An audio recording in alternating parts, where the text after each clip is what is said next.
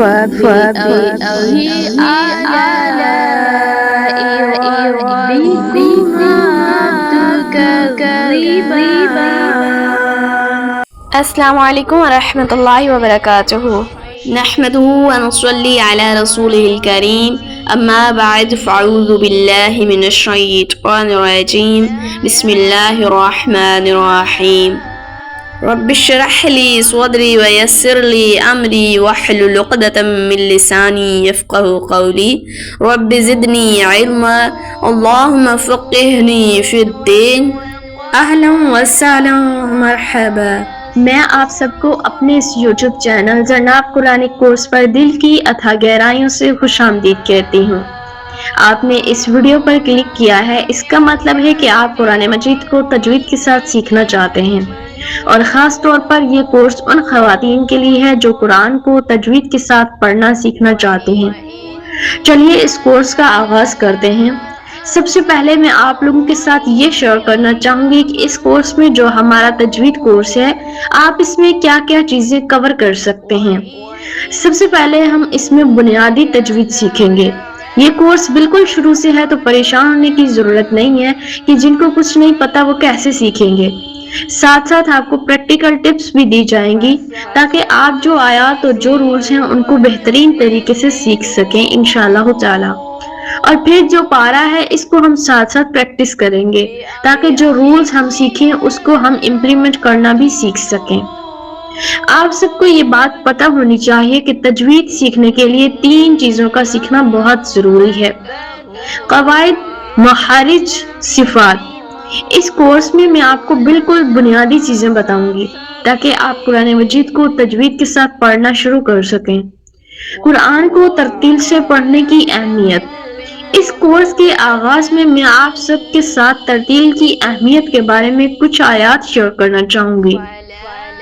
سورہ الفرقان کی آیت نمبر 32 میں اللہ تعالیٰ ارشاد فرماتے ہیں: وَرَتَّلْنَاهُ تَرْتِيلًا، اور ہم نے اس قرآن کو ٹھہر ٹھہر کر پڑھ کر سنایا. اسی طرح سورہ المزمل کی آیت نمبر 4 میں اللہ پاک ارشاد فرماتے ہیں: وَرَتِّلِ الْقُرْآنَ تَرْتِيلًا، اور تم بھی اس قرآن کو ترتیل کے ساتھ پڑھو. ترتیل کا مطلب ہے قرآن کو ٹھہر ٹھہر کر آہستہ آہستہ اچھی آواز میں اور خوش الحانی کے ساتھ پڑھنا.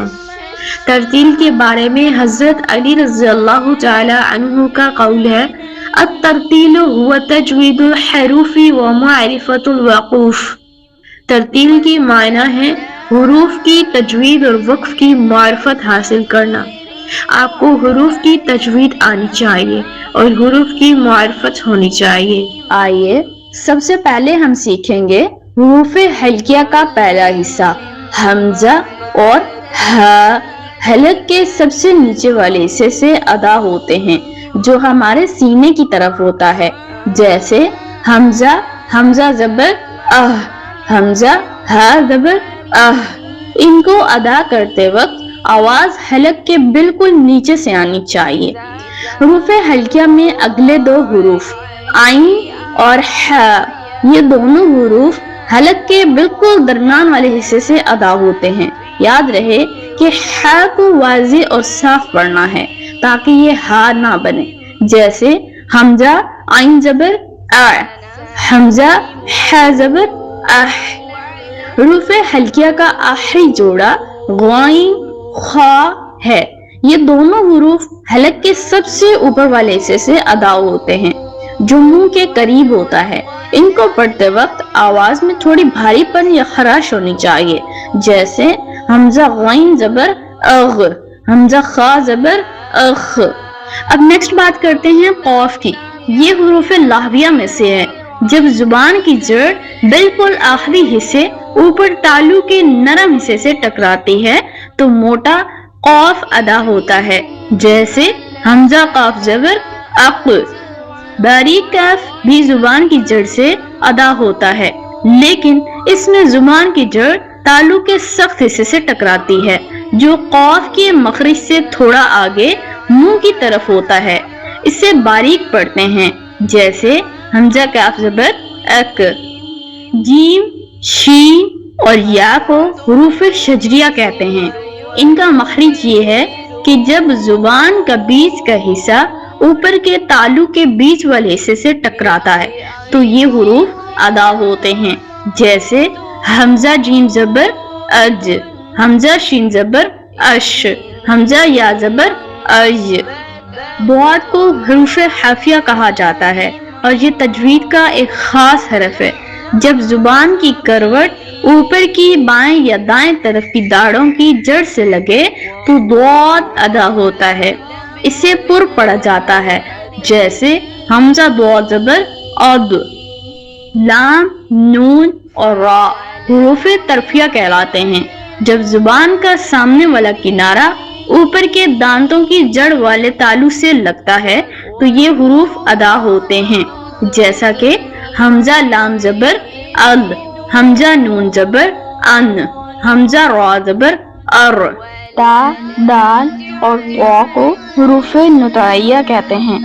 جب زبان کی نوک اوپر کے سامنے والے دو دانتوں کی جڑوں سے ٹکراتی ہے تو یہ ادا ہوتے ہیں۔ یاد رہے طا کو موٹا پڑھنا ہے، جیسا کہ حمزہ تا زبر ات، حمزہ دال زبر اد، حمزہ طا زبر اط۔ ف، ذال اور وا حروف نسبیہ ہیں، ان کو ادا کرنے کے لیے زبان کا سرا اوپر کے دانتوں کے اندرونی کناروں سے نرمی سے لگانا ہوتا ہے۔ ان میں سٹی کی آواز نہیں آنی چاہیے، جیسے حمزہ ثا زبر از، حمزہ دال زبر از، حمزہ ضا زبر از۔ زا، سین اور صاد کو حروف صفیریہ کہتے ہیں، یعنی کہ سٹی والے حروف۔ جب زبان کی نوک اوپر اور نیچے کے دانتوں کے اندرونی کنارے کے قریب آتی ہے تو سٹی جیسی تیز آواز کے ساتھ یہ حروف ادا ہوتے ہیں، جیسے حمزہ زا زبر از، حمزہ سین زبر اس، حمزہ صاد زبر اس۔ اب آتے ہیں ہونٹوں سے ادا ہونے والے حروف شفویہ کی طرف۔ حرف فا تب ادا ہوتا ہے جب اوپر کے سامنے والے دانتوں کا کنارہ نیچے والے ہونٹ کے گیلے حصے پر لگتا ہے، جیسا کہ حمزہ فا زبر اف۔ حرف با بھی ہونٹوں سے ادا ہوتا ہے جب دونوں ہونٹوں کا اندرونی گیلا یا تر حصہ آپس میں مضبوطی سے ملتا ہے تو با ادا ہوتا ہے، جیسے حمزہ با زبر اب۔